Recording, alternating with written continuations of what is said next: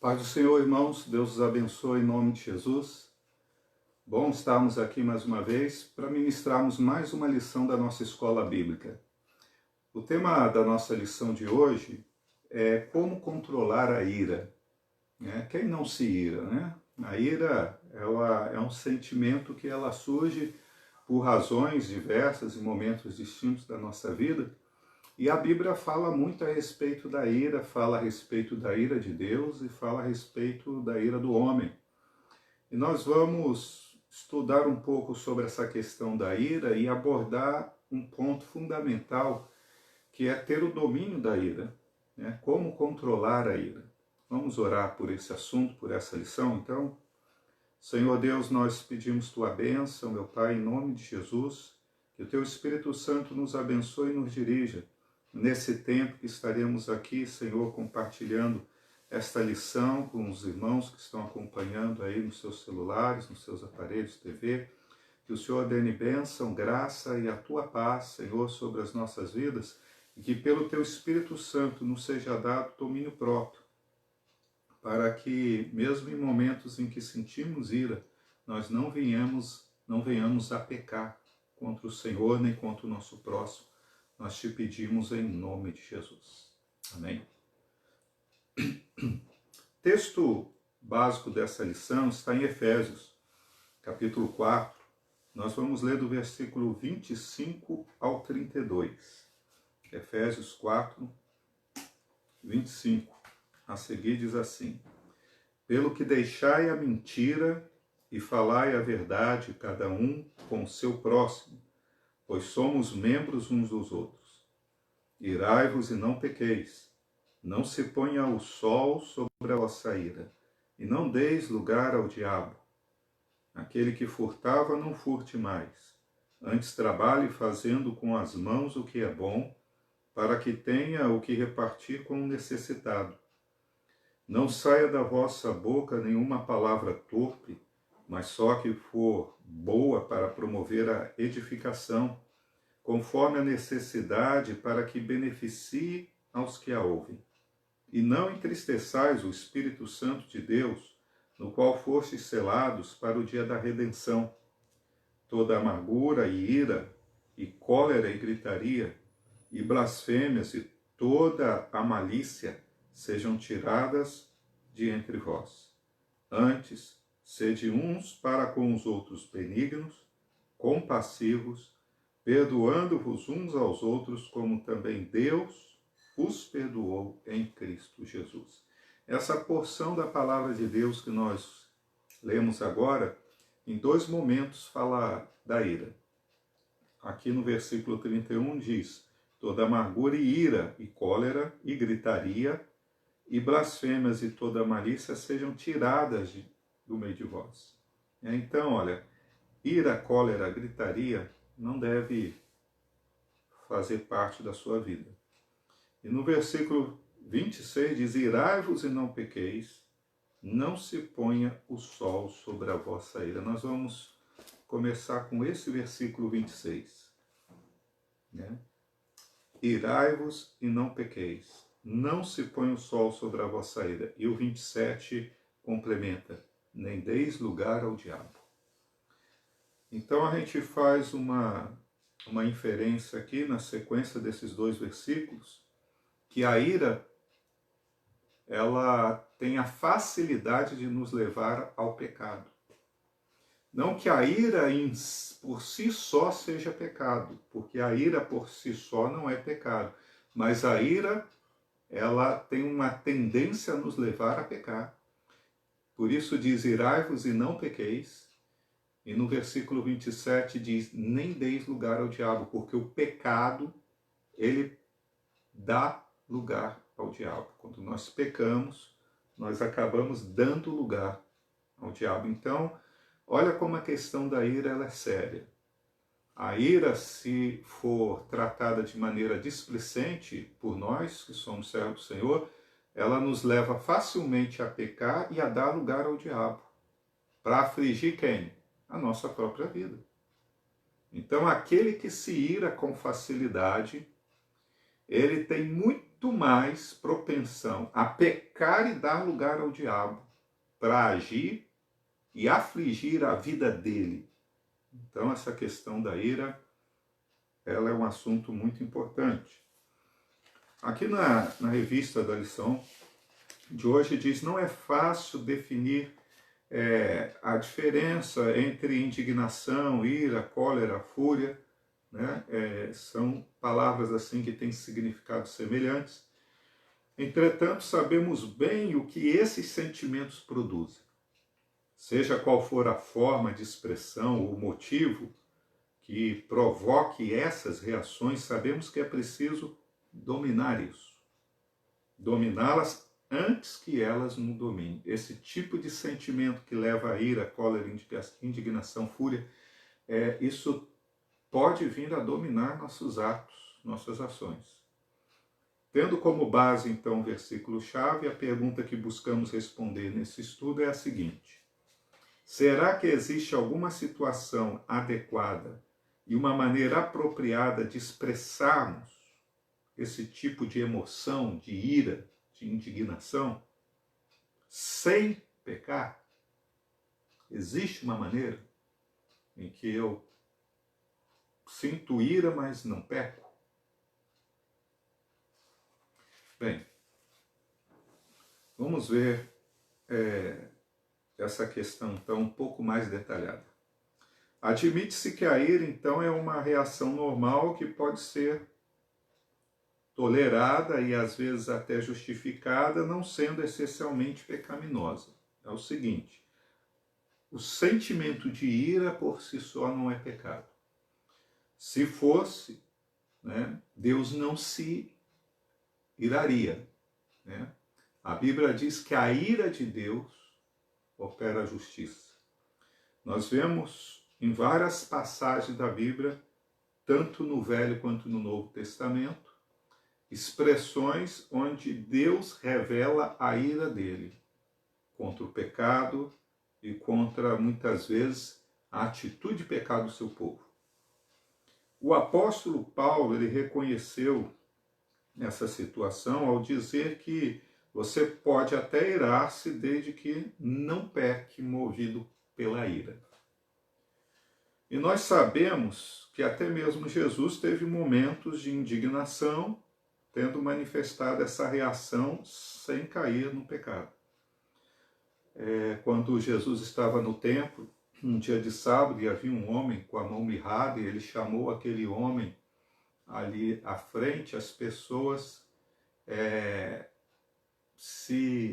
estavam ali murmurando e blasfemando umas com as outras, questionando a atitude do Senhor Jesus, porque percebiam que ele iria curar aquele homem ali num dia de sábado, e a Bíblia diz que o Senhor muito se indignou contra eles por conta disso, e curou o homem. E ainda falou: se você tiver um animal que cai num poço num dia de sábado, um jumento, um boi, um bezerro, vocês não vão lá tirá-lo? Então, Jesus muitas vezes demonstrou essa indignação por conta das situações, das palavras e dos pensamentos errados das outras pessoas com relação ao mandamento de Deus. Outra ocasião, nós vemos lá em João 2, versículo 14 ao 17, Jesus entrando no templo, e no pátio do templo havia um verdadeiro mercado.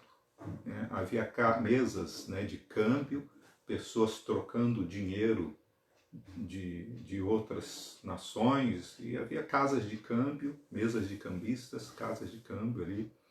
Haviam pessoas vendendo ovelhas, carneiros, pombos, animais para sacrifício. E aquele lugar, irmãos, não foi preparado para isso. Poderia haver casas de câmbio, poderia haver comércio de animais, mas não no pátio do templo. Ali era um local que o Senhor permitiu que Davi desse ordem ao seu filho para construir, Salomão construiu, foi consagrado por Deus para ser casa de oração. E o Senhor muito se irou com eles, fez um chicote improvisado de corda e derrubou as mesas dos cambistas, né? Derrubou as gaiolas lá dos animais e expulsou eles de lá. E disse, bem profetizou, né? O profeta que diz, a minha casa será chamada casa de oração para todos os povos, mas vocês fazem dela um covil de ladrões. Porque não bastasse o comércio ali dentro, ainda usavam balanças enganosas, ainda vendiam animais doentes, cegos, aleijados para o sacrifício. E a Bíblia encerra essa passagem dizendo, e se cumpriu o que se disse a respeito do Senhor, o zelo da casa do Senhor o consumiu. Era uma indignação, era uma ira promovida pelo zelo pela casa do seu pai. E nós vemos então, citamos aí alguns exemplos do Senhor Jesus.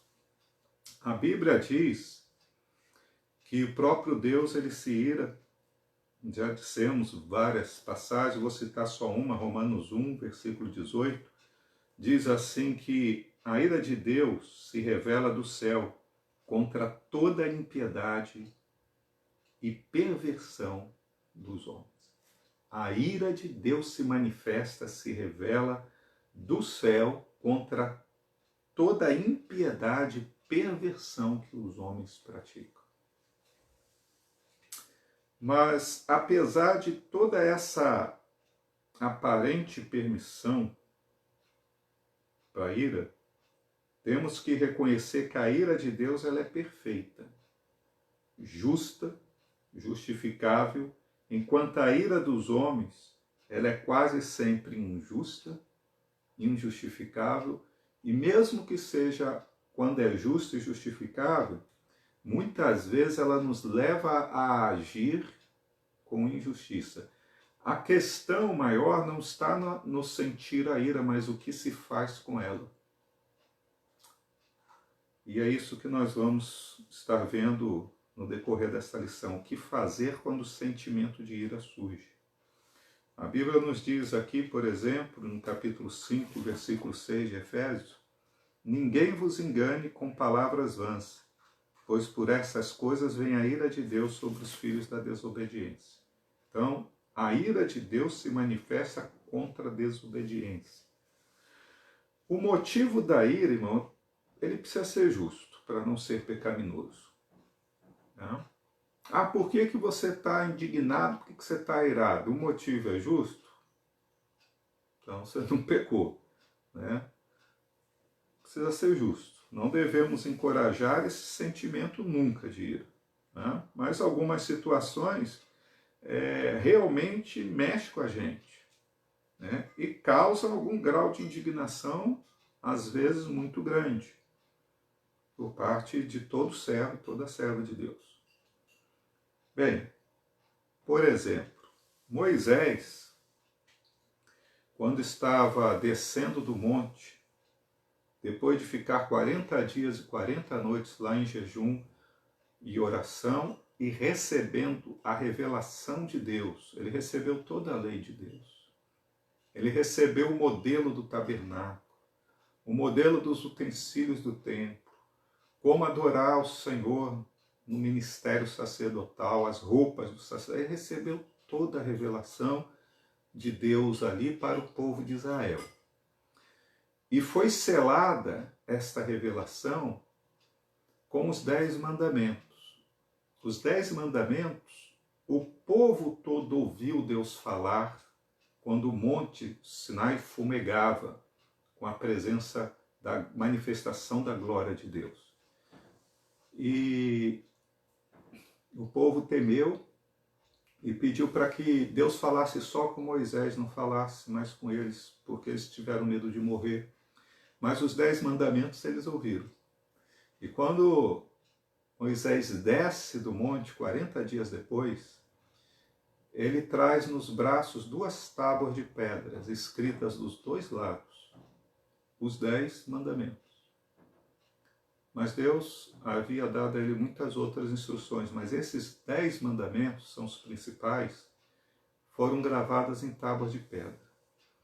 Quando Moisés desce, ele encontra com Josué. Josué ficou os 40 dias acampado ao pé do monte, esperando Moisés descer. Servo fiel, discípulo fiel. Enquanto o povo ficou no acampamento, Josué ficou ali esperando Moisés. Quando Moisés desce, e eles ouviram cantorias e falatórios altos vindo do acampamento, isso chamou a atenção deles. Moisés, ao se aproximarmos, viu o povo adorando um bezerro de ouro. Você conhece a história. O primeiro mandamento eles já tinham quebrado, né? Que era amar ao Senhor acima de todas as coisas e não fazer também imagens de escultura, nem servi-las. Eles tinham feito imagem de escultura e estavam adorando aquela imagem de escultura. Moisés, então indignado, ele quebra aquelas tábuas que Deus havia recortado da montanha e escrito, segundo a Bíblia, com seu próprio dedo. Ele escreveu. Moisés quebra aquilo na sua ira. Agora, será que Moisés deveria ficar indiferente quando ele desceu do Monte Sinai e encontrou Israel mergulhado na promiscuidade, na idolatria? Ele ferveu de raiva, de ira, diante do insulto contra Deus, que tirou eles do Egito. E sustentou ele até aquele momento, sustentou e continuaria sustentando no deserto, de água e de alimento. Ele se irou de tal maneira que ele quebrou as tábuas. Atirar as placas no chão, as tábuas, foi uma reação de ira. Ira de Moisés. Ora, Deus não atribuiu essa atitude como pecado a Moisés, mas teve consequência. Deus entendeu a ira e a indignação de Moisés. Tinha um motivo justo. Agora, ele não podia ter quebrado as tábuas dos 10 mandamentos. Ele achou assim, vocês não merecem isso. Mas quem é ele para dizer se merece ou não? Aquilo ali foi escrito por Deus, foi dado por Deus.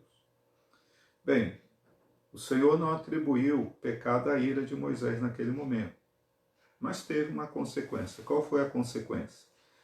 Deus mandou ele lavrar 2 tábuas novas. As 2 primeiras ele só desceu a montanha, agora ele ia ter que subir a montanha com 2 tábuas de pedra e mandou ele escrever lá no monte o que o próprio Deus tinha escrito. Ele falou, agora você vai talhar e escrever tudo o que você quebrou. Então, embora Deus não atribuiu isso como pecado a Moisés, a atitude de Moisés, movido por uma ira que era justa, teve uma consequência. Embora, não foi assim uma consequência de juízo, mas teve uma consequência sim. Devemos ficar indiferentes diante de uma injustiça, por exemplo, que alguém está cometendo contra o inocente, contra o idoso, contra alguém que tem uma deficiência grave, contra uma criança indefesa, contra uma mulher grávida. Então, assim, às vezes a gente vê injustiças sendo feitas e a gente fica incomodado. Né? Pessoa que usa a vaga de deficiente indevidamente, né? Coisas pequenas. Isso causa uma indignação, causa um sentimento, às vezes, de ira.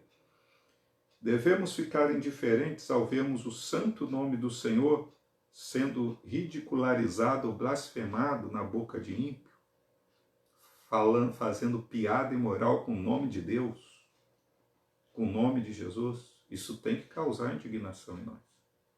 Devemos ficar indiferentes ou em silêncio quando a gente presencia atos maldosos, vergonhosos, violentos sendo cometidos contra outras pessoas, sejam cristãos ou não, né?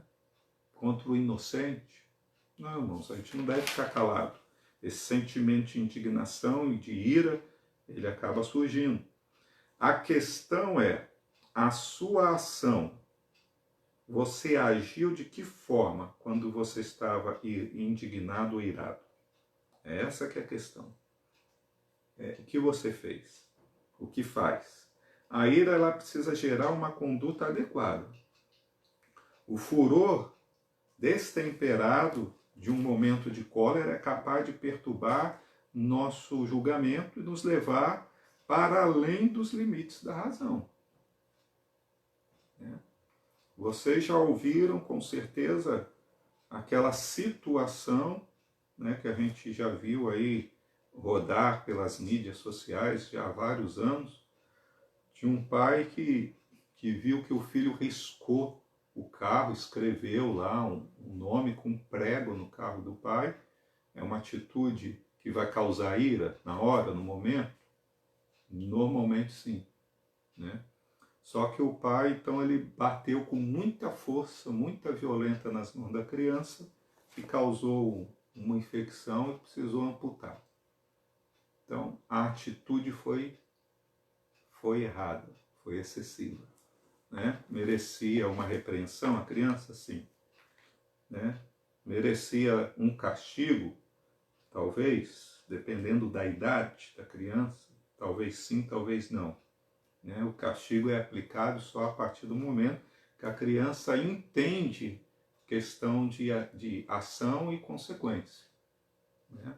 E ela tem capacidade cognitiva de entender, né, o castigo.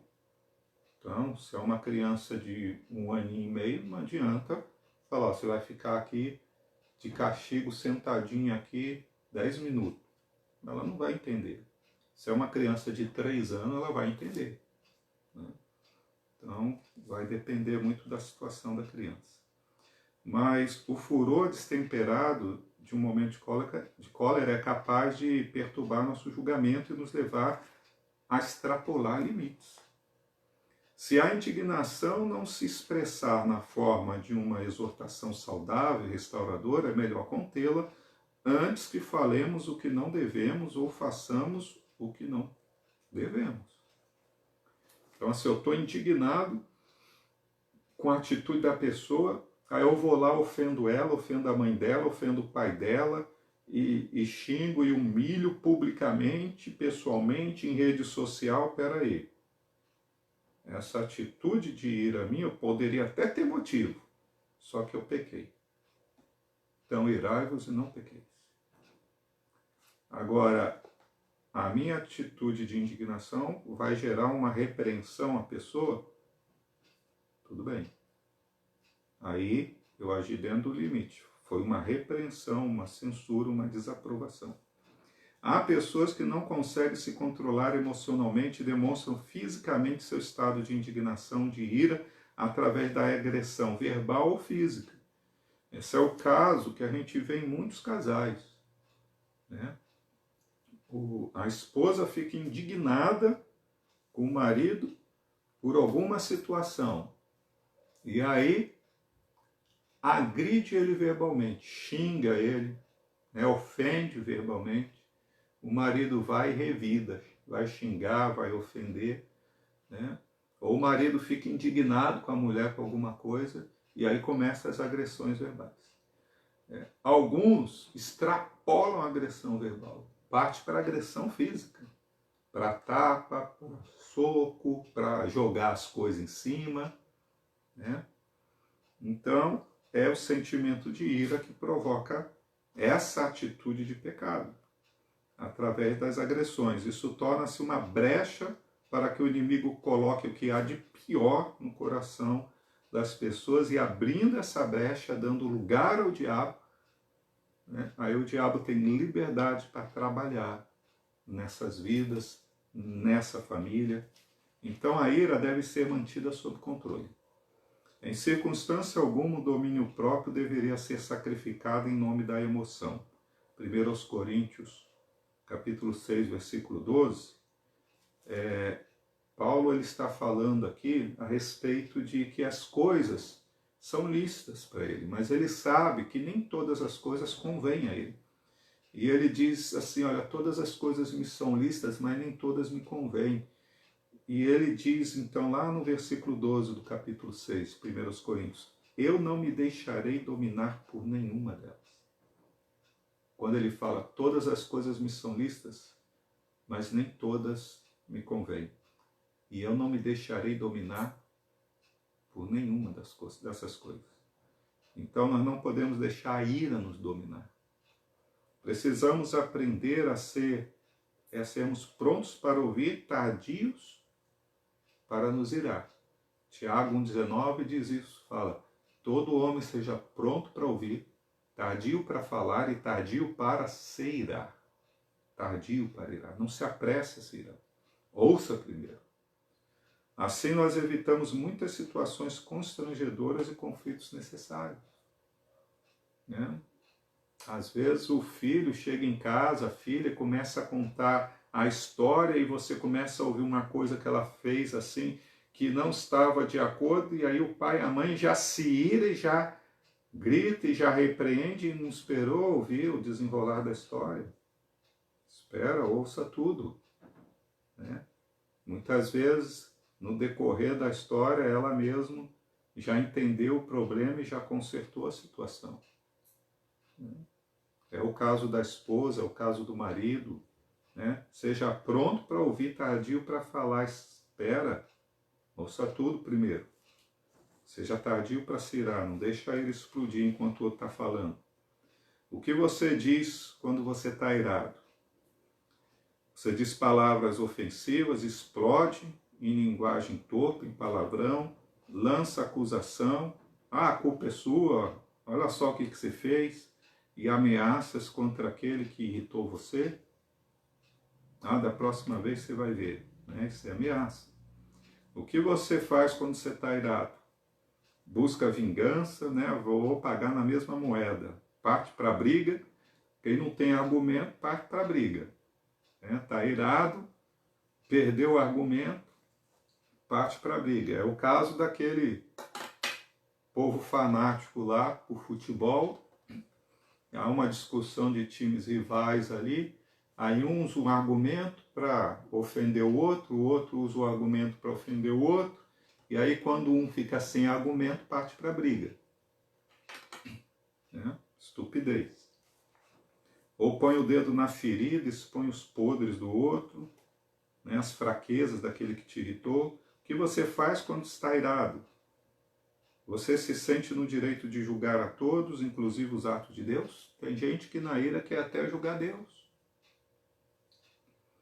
Davi passou por uma situação, está registrado lá em 2 Samuel 6, versículos 6 a 8, quando Davi estava trazendo a arca da aliança da cidade de Siló para a capital, para Jerusalém, e pôs num carro de boi, e o carro vinha carregando a arca da aliança, Uzá, um levita, vinha atrás. E quando o carro passou num buraco, a arca escorregou para fora, Uzá pôs a mão para segurar a arca, Deus fulminou Uzá. Por quê? Porque a arca não deveria ser carregada por carros de boi, deveria ser carregada em varais nos ombros dos levitas. Aquilo ali foi uma desobediência flagrante, um desrespeito total à palavra de Deus. Irrompeu o Senhor a ira dele contra Uzá, porque Uzá era um levita, ele tinha obrigação de se opor àquele tipo de situação. Ele tinha que dizer, olha, não é assim que se carrega a arca do Senhor. Deixa que eu e os meus irmãos aqui carregaremos ela. Mas não, era mais cômodo para ele deixar o boi levar. Mas Deus não chamou o boi para levar a arca dele, chamou os levitas. Então quando Uzá foi pôr a mão na arca, e também não era, os levitas não podiam pôr a mão na arca. Isso aí era uma outra questão. Só quem podia pôr a mão na arca era o sumo sacerdote. Só. Os levitas tinham que colocar o varal erguer a arca nos varais, eles não podiam tocar na arca também.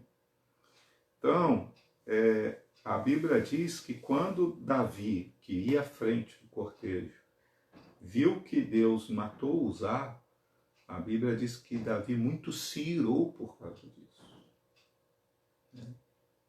Ele se irou.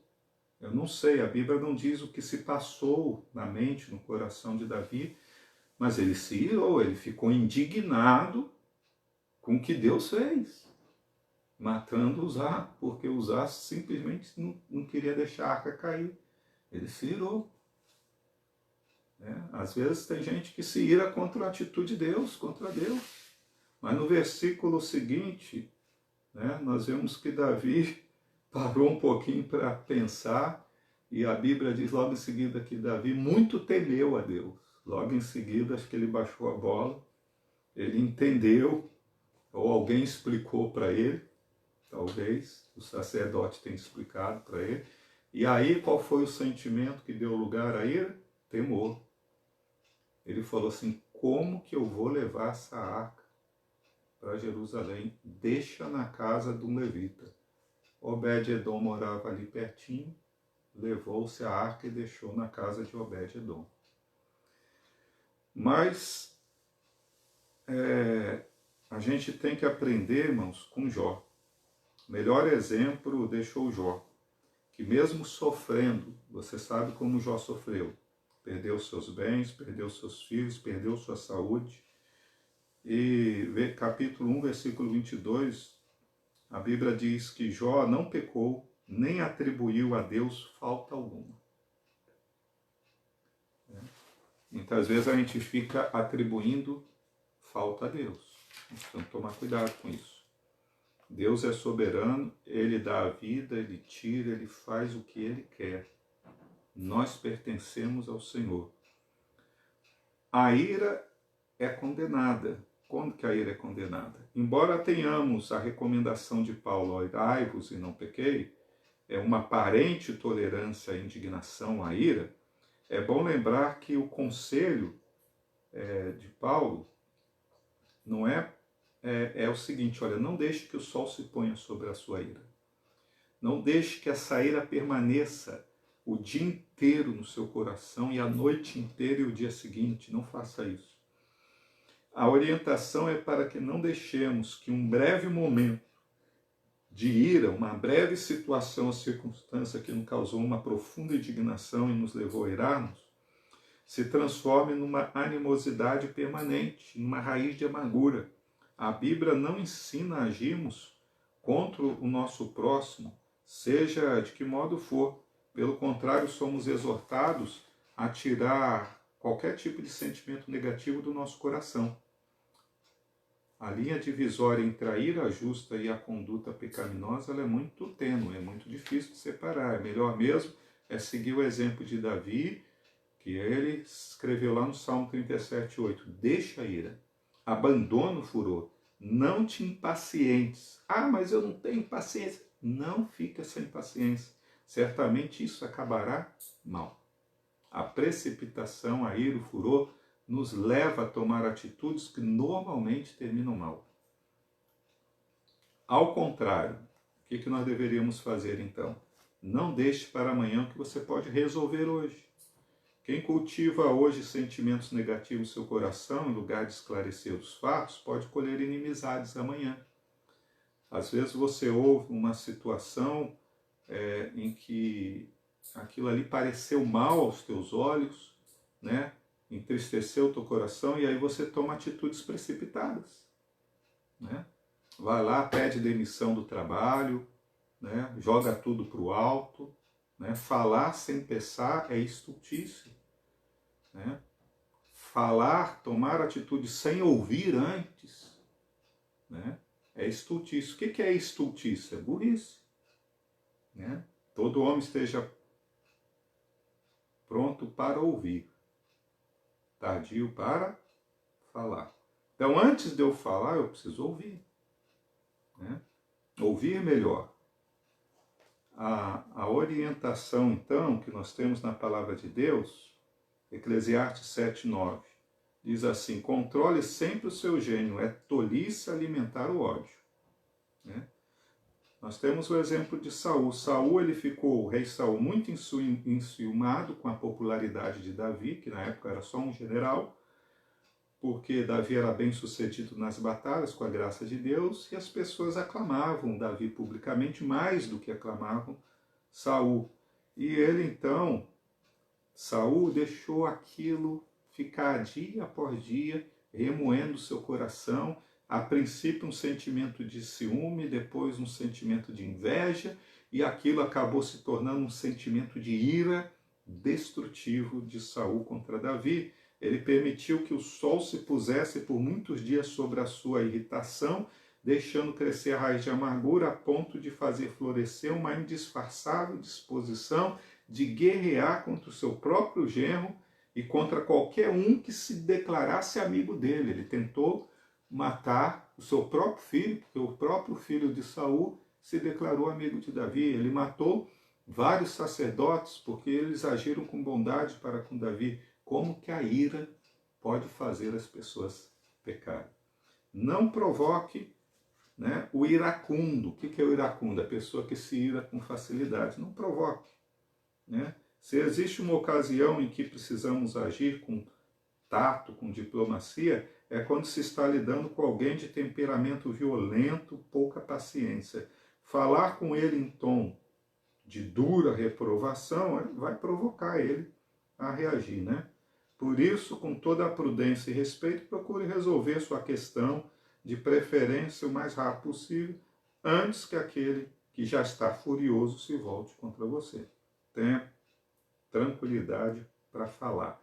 Passou aí na mídia, na TV, rádio, durante a semana passada, um entregador desses aplicativos aí de alimento, né, sendo ofendido por um homem que morava num condomínio. Vocês veem, quem assistiu isso, a atitude de ira, de raiva, de cólera daquele homem contra o rapaz que estava ali fazendo o seu trabalho, mas é admirável assim como ele conseguiu se controlar, ter domínio próprio e responder sem agredir o outro, que estava agredindo ele verbalmente, quase agredindo fisicamente. Né? Então, a atitude daquele rapaz ali foi exemplar para nós. Nós estamos sujeitos a todo tipo de situação. E uma situação parecida com essa pode acontecer, não uma situação, às vezes, como ali de trabalho, mas pode acontecer até dentro de casa. Né? A gente precisa ter tranquilidade. Não se torne uma pessoa inconveniente. Há aqueles que têm prazer em irritar os outros com palavras desagradáveis. Fica fazendo piadinha desagradável, ofensas gratuitas, com brincadeiras inconvenientes. Se você age assim, procura mudar seu comportamento, porque isso vai provocando ira no outro. E se você for vítima também desse tipo de coisa, as pessoas fazem isso com você, não dê atenção, ignora, né? Pois brigar de nada adianta. A Bíblia fala de um homem chamado Simei. Ele foi um súdito de Davi, quando Davi já era rei, inconveniente. Ele insultou Davi, tacou pedras em Davi quando Davi fugia de Jerusalém sob a ameaça de ataque do seu próprio filho. E os soldados de Davi falaram assim: quer que eu fura ele, atravesso ele com a lança? E Davi falou: não, deixa ele. Ele está me ofendendo, ele está me insultando, mas eu não quero que vocês derramem o sangue desse homem. Deixa que o Senhor vai julgar. Ao longo da história, você vai ver que o final dos dias de Simei foi em prisão domiciliar, né, praticamente, mas ele morreu assassinado. Então houve consequência, houve juízo de Deus sobre a vida dele. Não faça ameaças tolas. Né? Aqui o Simei, ele ofendeu um ungido de Deus. Vocês lembram da palavra de Davi? Mesmo Saul querendo matá-lo, e Davi tendo oportunidade clara ali 2 vezes seguida de matar Saul, e ele falou assim: não vou tocar no ungido do Senhor. Davi, ele falou isso outras vezes: se Deus quiser matar ele, Deus vai matar. eu não toco, porque ele foi ungido por Deus. Simei tocou no ungido do Senhor com a língua. O filho dele tocou, né, querendo tomar o poder, né, o reino do Pai. Todos morreram assassinados. Né? Não se toca nos ungidos de Deus. Não faça ameaças tolas.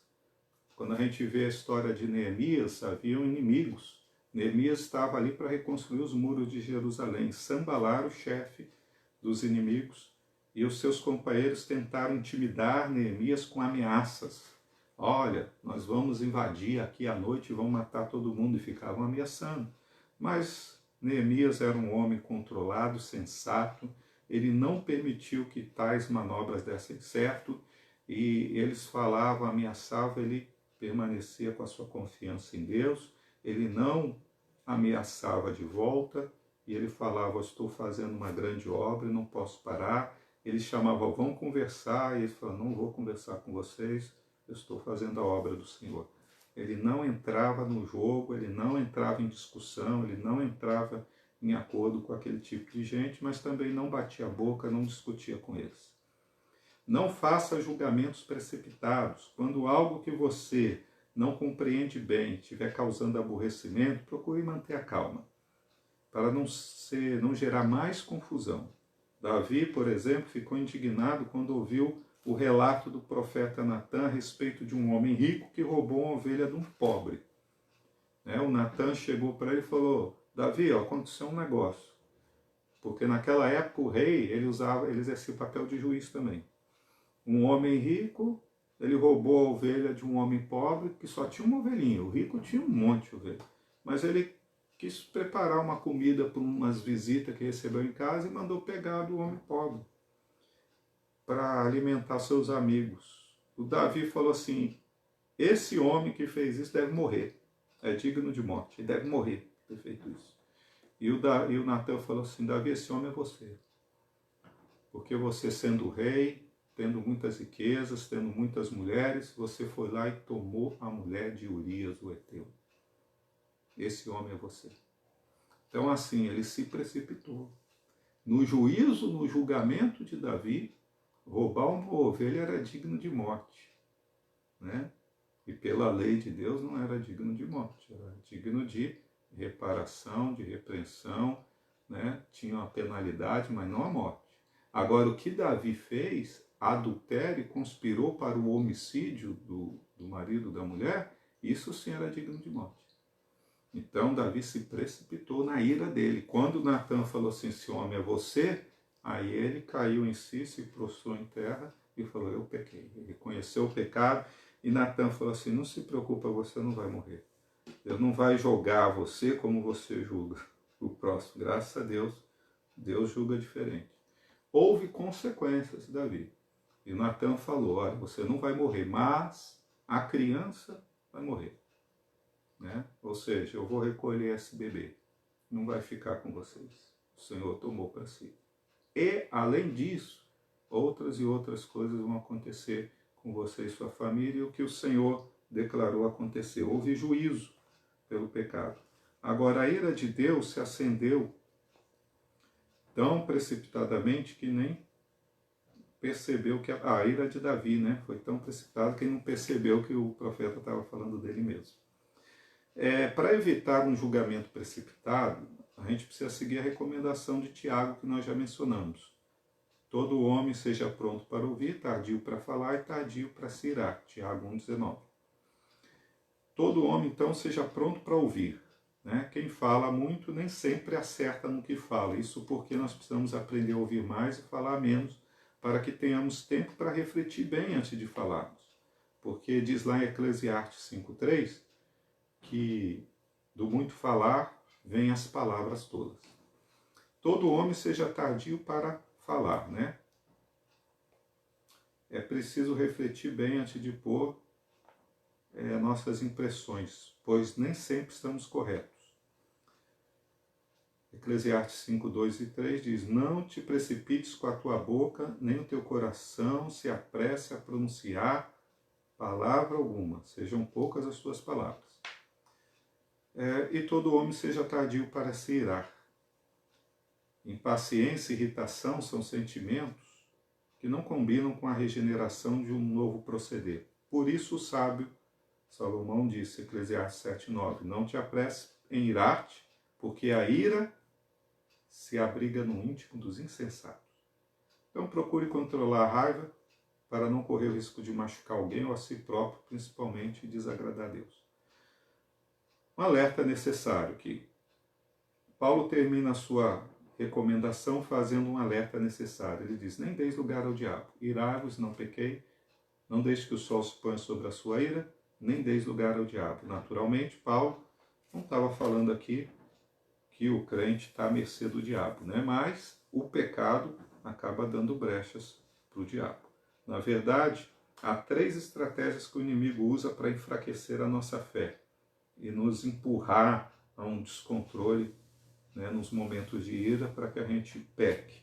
Por exemplo, Satanás vai nos usar da tentação, né? No momento da ira ele pode atiçar ainda mais os nossos ânimos, instiga lembranças verdadeiras ou até imaginárias que justifiquem nossa atitude. Ele não tem poder para criar o pecado e introduzi-lo em nosso coração. Pode apenas chamar a nossa atenção por uma fraqueza que já tenhamos. Ao pecarmos, a responsabilidade é nossa, porque aquela fraqueza já estava lá, né? Tiago também diz lá, capítulo 1, 14, 15, versículos 14 e 15, o seguinte, ao contrário, cada um é tentado pela sua própria cobiça quando esta o atrai e seduz. Então, a cobiça, depois de haver concebido, dá à luz o pecado, e o pecado, uma vez consumado, gera a morte. Satanás também usa a estratégia do engano, né? Tentará desviar nossos olhos e ouvidos da verdade e apontando-nos para aquilo que desejamos ver ou ouvir. Assim, nosso julgamento contra aqueles que nos aborrecem pode ficar comprometido, né? Ele vai criar-se uma situação, às vezes até imaginária, para que você veja com maus olhos o seu irmão, a sua irmã, e se volte contra o seu irmão e contra a sua irmã. Então, tomar cuidado com as estratégias do diabo. Paulo diz lá em 2 Coríntios 11:3 o seguinte, eu receio que assim como a serpente enganou a Eva com a sua astúcia, assim também seja corrompida a vossa mente e se aparte da simplicidade e da pureza devidas em Cristo. A gente tem que agir com atitude de simplicidade e de pureza, não enxergando as pessoas com maus olhos. Satanás usa a estratégia da acusação.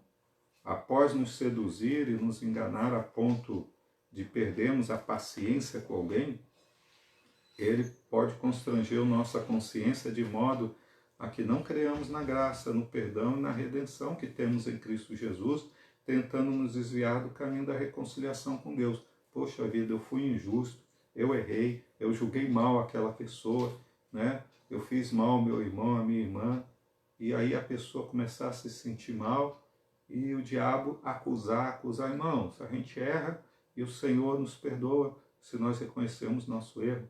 Não dá lugar ao diabo, ao tirar a razão dele, nos acusar diante de Deus, é através do arrependimento. A Bíblia diz lá em Tito 2, 7, 8, torna-te pessoalmente padrão de boas obras. No ensino, mostra integridade, reverência, linguagem sadia e irrepreensível, para que o adversário seja envergonhado, não tendo indignidade nenhuma que dizer a nosso respeito. Eu quero então concluir esse tema, essa lição, com o seguinte: a ira faz parte da triste lista de atitudes que podem levar alguém ao inferno, viu? Ora, as obras da carne são bem conhecidas. Está aqui em Gálatas 5, 19 e 21. Inimizades, porfias, ciúmes, iras, a respeito das quais vos declaro que não herdarão o reino de Deus os que tais coisas praticam. A pessoa que vive com inimizades, vive em atitudes de ciúmes e de iras, esse tipo de atitude diz, não herdarão o reino dos céus quem pratica isso. As obras da carne e o fruto do Espírito não podem andar em harmonia, de maneira que não é possível produzir o fruto do amor e ao mesmo tempo nutrir inimizade no coração. Não é possível exercitar o domínio próprio e viver tendo acessos de raiva o tempo todo. Por isso diz lá em Gálatas 5,16, andai no Espírito e jamais satisfareis a concupiscência da carne. A vontade de Deus para a vida dos seus servos é que sejam temperantes, vivam em santidade, sem ira, sem contenda, e saibam sempre ter uma palavra de vida, palavra de bênção na sua boca, não de maldição. Pastor, eu tento me controlar e não consigo. Irmãos, o apóstolo Paulo, ele deixou muito claro o segredo do fruto do Espírito se manifestar na nossa vida. Ele disse, vivo, não mais eu, mas Cristo vive em mim. E a vida que agora vivo na carne, eu vivo pela fé no Filho de Deus. Vivo não mais eu, Cristo vive em mim. Às vezes, irmão, é inútil a gente tentar se esforçar para controlar a ira, para controlar a palavra que sai da nossa boca. A maneira correta de se fazer isso é entender que você não vive mais a partir do momento que você entregou sua vida a Cristo. Cristo vive em você.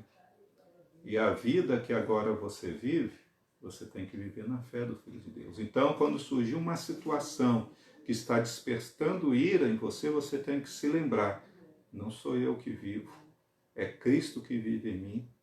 E aí você fala em espírito, Jesus, toma o controle agora da minha ação, da minha atitude, que eu falo, como eu ajo. E o Espírito Santo de Deus imediatamente vai te dirigir no agir e no falar. Deus abençoe a sua vida, em nome do Senhor Jesus, que você tenha muita graça e o fruto do Espírito se manifeste abundantemente em ti, em nome de Jesus. Deus abençoe.